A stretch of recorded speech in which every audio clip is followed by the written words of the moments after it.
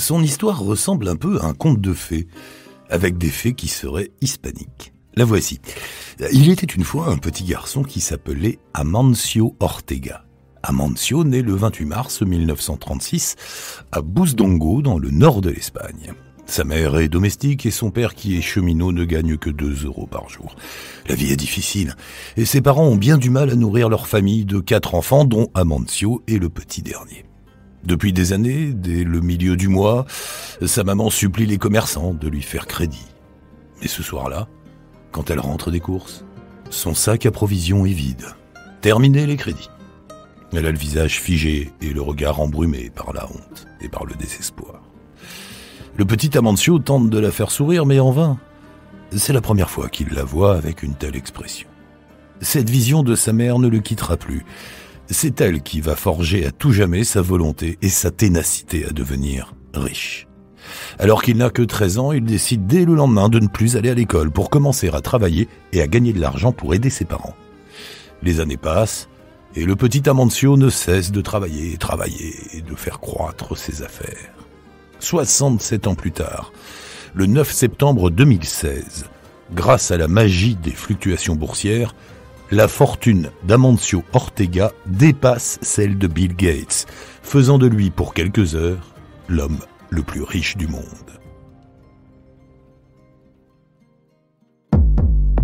Podcast Story. Pour comprendre les dessous de son extraordinaire ascension, revenons un instant à ses jeunes années. Amancio débute sa vie professionnelle en travaillant comme coursier pour un magasin de textile. Puis il est engagé dans une boutique de fabrication de chemises, il y apprend entre autres la couture. Dans les années 1950, il est employé d'une mercerie, la Maja, et de fil en aiguille, il crée une dizaine d'années plus tard Confección Goa, une société qui fabrique et vend des robes de chambre. C'est en 1975 qu'Amancio ouvre enfin sa propre boutique de vêtements. Il l'appelle Zorba, en hommage au film Zorba le Grec. Mais petit souci, il y a un bar juste à côté qui porte le même nom et son propriétaire n'aime pas du tout l'idée de cette concurrence. Ce dernier demande donc à Amancio de trouver un autre nom. Après une courte réflexion, il change de 3 lettres et invente une nouvelle marque qui va bientôt devenir mondialement connue, Zara.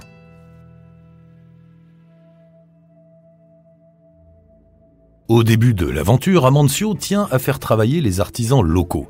C'est un point important pour lui. Il fait le choix courageux mais coûteux de conserver l'ensemble de ses ateliers de confection à la Corogne. Et pourtant, déjà à l'époque, de nombreuses marques de vêtements font le choix moins éthique, mais bien plus économique, de délocaliser leur main-d'œuvre. La Chine et l'Inde sont alors les 2 Eldorado privilégiés pour leurs coûts particulièrement bas. Mais Amancio veut voir ses collections se faire à ses côtés. Il veut être au plus près de la fabrication de ses créations. Il veut les regarder naître sous ses yeux et les suivre jusqu'à leur mise en rayon. Cette solution lui permet d'éviter d'importantes pertes de temps dues au transport et les coûts qui vont avec. Son intuition de l'époque est la suivante. Le secret de sa future réussite tient dans une décision, tout faire sur place. Pourquoi ? Parce qu'il peut lancer ses collections de manière quasi instantanée après les avoir imaginées. Cette stratégie singulière est aussi novatrice que visionnaire. Sa boutique Zara propose de petites collections avec peu de choix d'articles et en quantité modeste. Ainsi, Amancio révolutionne les habitudes poussiéreuses du secteur du textile en cassant le rythme habituel des collections saisonnières. Dès qu'il a l'intuition qu'une nouvelle tendance se profile, il dessine, il conçoit, il découpe et il fait tourner les machines à coudre. En quelques jours seulement, il sort de nouveaux vêtements, des produits répondant parfaitement aux volontés les plus immédiates de ses clients. Le bon sens et l'ingéniosité d'Amancio payent, sa boutique ne désemplit pas et ses collections se vendent bien. Elles se vendent d'autant plus qu'il propose des tarifs très accessibles. Comme il fabrique en peu d'exemplaires, il n'a pour ainsi dire pas d'invendus et quasiment aucune perte de production. Son système lui permet aussi d'économiser des coûts de publicité puisque le bouche à oreille suffit largement à vendre ses stocks. Le point d'orgue de sa géniale idée, sa faible production crée de la rareté. En quelques semaines, les clients ont compris le principe. Ils savent que les nouveautés sont vite épuisées Il ne faut pas attendre, il faut acheter dès qu'il le voit le nouveau vêtement à la mode de la petite boutique Zara. En une décennie, Amancio Ortega ouvre un nouveau magasin par an. Arrive 1985, l'année de la création de son groupe Inditex, qui donne une nouvelle dimension à son business. Désormais, plus rien ne peut arrêter son ascension vers le succès international. En quelques années, il s'installe au Portugal, puis aux États-Unis, avant de débarquer en France en 1990. Arrive le moment de la diversification pour trouver de nouvelles sources de profit. Après les vêtements pour femmes, pour hommes et pour enfants, Zara se lance dans la fabrication de chaussures, d'accessoires de mode et de parfums. Le temps où il se serrait lui-même la ceinture est désormais loin derrière lui, si loin qu'il l'a peut-être même un peu oublié. Sonne l'heure de l'arrivée de Zara Home. La filiale vend des produits et des objets de décoration pour l'univers de la maison. Et en 2010, alors qu'elle est présente dans 90 pays avec plus de 1800 magasins, la marque passe le cap de l'arrivée sur le net. Elle se jette dans le numérique avec pour objectif de vendre encore plus et surtout encore plus vite. Zara s'offre aussi des collaborations avec plusieurs designers de renom tels que Karl Lagerfeld ou Stella McCartney, des partenariats qui offrent à l'enseigne des collections exclusives particulièrement attractives, de quoi booster encore un peu plus les ventes qui n'en avaient pourtant pas besoin. Résultat, en 2016, Amancio Ortega devient durant quelques heures l'homme le plus riche de la planète. 2 ans plus tard, le chiffre d'affaires de Zara atteint 18 milliards d'euros. Ses concurrents n'ont plus qu'à aller se rhabiller. Quant à la fortune personnelle d'Amancio, elle est estimée en 2022 par le magazine financier Forbes à 83 milliards de dollars. Pour faire fructifier son argent, le milliardaire espagnol investit dans la pierre, l'une des valeurs les plus sûres du marché mondial à long terme.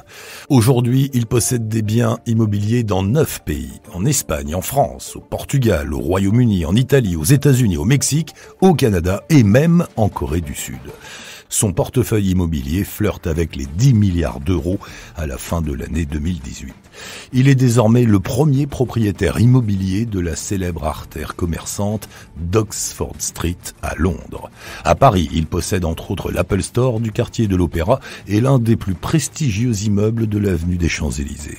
Il est propriétaire des locaux de Primark et de la Tour Picasso à Madrid, de l'Apple Store à Barcelone. Ces dernières années, il s'offre même à Seattle une partie du siège d'Amazon pour 740 millions de dollars et des bureaux occupés par Facebook pour 415 millions de dollars. Il a placé à ce jour plus de 6 milliards de dollars dans la pierre. Si l'homme est immensément riche, il a su rester discret. Refusant la plupart des sollicitations des journalistes, il n'a accordé à ce jour qu'un seul entretien pour un livre biographique sorti uniquement en Espagne. De même, il refuse d'être filmé ou pris en photo. L'un des uniques clichés à avoir été rendu public est sa photo publiée à la 7e page du premier rapport annuel d'Inditex en 1999. Selon ses proches, l'homme est resté simple malgré le poids de sa fortune. L'habit ne faisant pas le moine, il est toujours vêtu de la même façon avec des vêtements Zara. Son seul caprice de milliardaire est son yacht et un manoir du XVIe siècle dans la campagne galicienne. Selon ses employés, Amancio est un patron très attentionné, avec un vrai sens de l'écoute, même s'il est aussi connu pour être particulièrement exigeant et perfectionniste. Aujourd'hui, officiellement à la retraite de son entreprise, dont il reste l'actionnaire majoritaire, il continue à se rendre quotidiennement dans ses usines. Ses ouvriers le voient sillonner les grandes allées, les plateformes logistiques, se préoccupant des éventuels problèmes et dysfonctionnements qui pourraient ralentir les cadences. Chaque midi, il déjeune à la cantine, comme tous les autres collaborateurs de son groupe.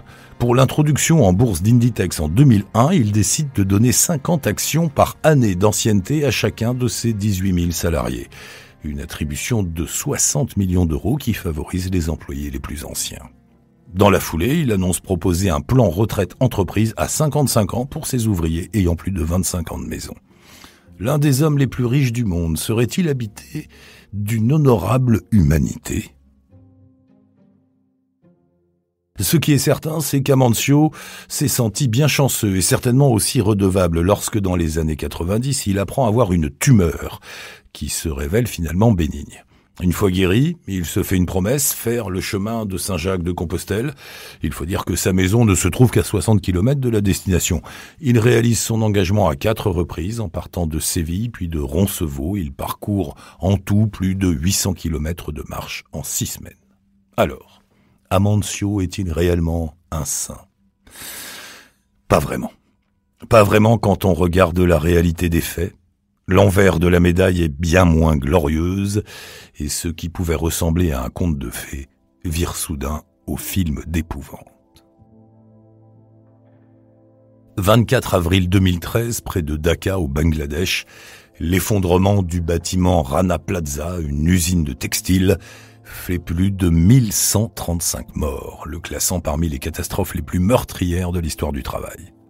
Parmi les grands distributeurs de vêtements qui font travailler des ouvriers de cette usine, on trouve différentes marques européennes, dont une certaine enseigne espagnole, Zara. Et oui, malgré sa décision lors du lancement de son entreprise de garder ses productions locales, Amancio a peu à peu pris de la distance avec ses bonnes résolutions. Enterrant à tout jamais ses engagements, il fait finalement le choix de délocaliser sa fabrication dans des pays les moins chers de la planète et les moins regardants sur les protections sociales et les conditions de travail de leurs salariés. Et c'est ainsi que le numéro 1 de l'industrie du vêtement a finalement retourné sa veste. 2017, une autre révélation dénonce le peu d'éthique de la marque. Une cliente d'une boutique Zara d'Istanbul explique avoir trouvé des messages de détresse d'ouvriers dans les poches de ses vêtements, des mots qui témoignent de la précarité des ouvriers. Il est écrit notamment, je cite, « J'ai fabriqué cet article que vous vous apprêtez à acheter et je n'ai pas été rémunéré ». L'entreprise en cause, Bravo Textile, sous-traitante de Zara, a en effet fermé du jour au lendemain durant l'été 2016. Le patron a disparu avec les fonds et a laissé sur le carreau 140 employés qui n'ont pas été rémunérés depuis 3 mois. 2021, cette fois c'est la question de l'exploitation des Ouïghours qui entache l'image de l'enseigne espagnole. L'enquête ouverte par le pôle crime contre l'humanité du parquet national antiterroriste se fonde sur une plainte déposée par l'association anticorruption Sherpa, le collectif Éthique sur l'étiquette et l'Institut Ouïghour d'Europe. Les associations reprochent entre autres à Zara de commercialiser des produits fabriqués en totalité ou en partie dans des usines où des Ouïghours sont soumis au travail forcé. Cette fois, c'en est trop. Certains journalistes n'hésitent plus à tailler un costard à Amancio Ortega. Les critiques se font de plus en plus véhémentes envers l'enseigne, d'autant plus que le fondateur de Zara est aussi devenu le créateur et donc le responsable d'une nouvelle stratégie de vente du secteur, ce que l'on nomme désormais la fast fashion. De quoi s'agit-il ? De collections de vêtements se renouvelant de manière frénétique. Une marque de fast fashion sort jusqu'à 36 collections par an, 36, contre 4 pour une marque de mode classique. Avec à la clé une incitation pour le client à acheter immédiatement le vêtement qu'il découvre, au risque qu'il ne soit plus disponible quelques jours plus tard, car déjà remplacé par un autre vêtement. Ce dispositif, mis en place par le créateur de Zara, a fait des petits, y compris parmi les plus grands, à l'instar entre autres de H&M et Uniqlo. Ce concept est à ce jour le plus efficace pour générer des achats compulsifs. En créant un sentiment d'urgence et d'hyper-accessibilité des produits par leur prix bas, les clients surconsomment. La fast fashion, c'est la mode de l'éphémère et du jetable, la mode des produits de mauvaise qualité fabriqués dans des conditions déplorables pour les ouvriers qui les produisent. Elle utilise la plupart du temps ce que l'on appelle des sweatshops, littéralement des ateliers de misère. Les conditions de travail des ouvriers y sont très difficiles et en dehors de toute légalité sur les protections sociales. Ils travaillent sans contrat pour un salaire de misère. Ils sont contraints de tenir un rythme de production intense, travaillant pour la majorité de 12 heures à 18 heures quotidiennement, 6 à 7 jours par semaine.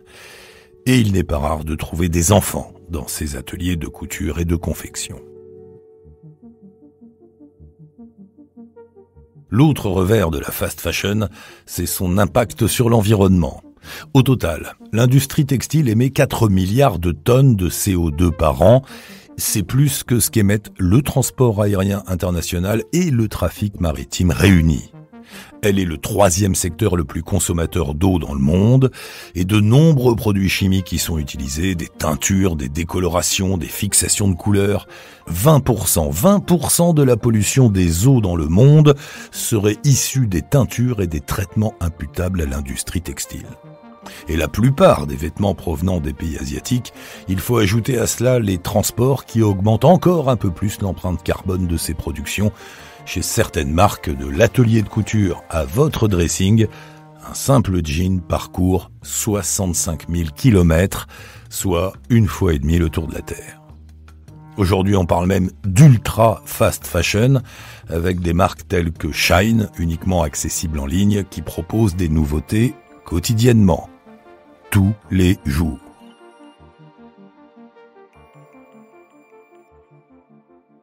À bien y regarder, on ne peut que conclure que cette histoire débutant comme un conte de fées se termine de manière bien triste et cynique, et que le charmant et pauvre petit garçon s'est transformé en un ogre redoutablement boulimique. À l'aube des dommages humains et écologiques de son entreprise, on comprend mieux la légendaire discrétion d'Amancio Ortega. Et plutôt que de continuer passivement à le voir faire ainsi fructifier sa richesse, on aurait bien parfois envie de l'inviter à aller se rhabiller. Car cet homme, l'un des plus riches du monde, semble avoir oublié cet instant fondateur de son parcours. Le regard désespéré de sa mère qui s'était vue refuser un énième crédit pour acheter de quoi nourrir sa famille. Une expression qu'il pourrait voir aujourd'hui sur le visage de ces ouvrières qui, à l'autre bout du monde, jour après jour, contribuent à faire croître sa fortune. Podcast Story. On a tous une histoire à écouter. Ne manquez aucun épisode de Podcast Story. Abonnez-vous et mettez 5 étoiles sur Podcast Addict, Amazon Music ou Spotify.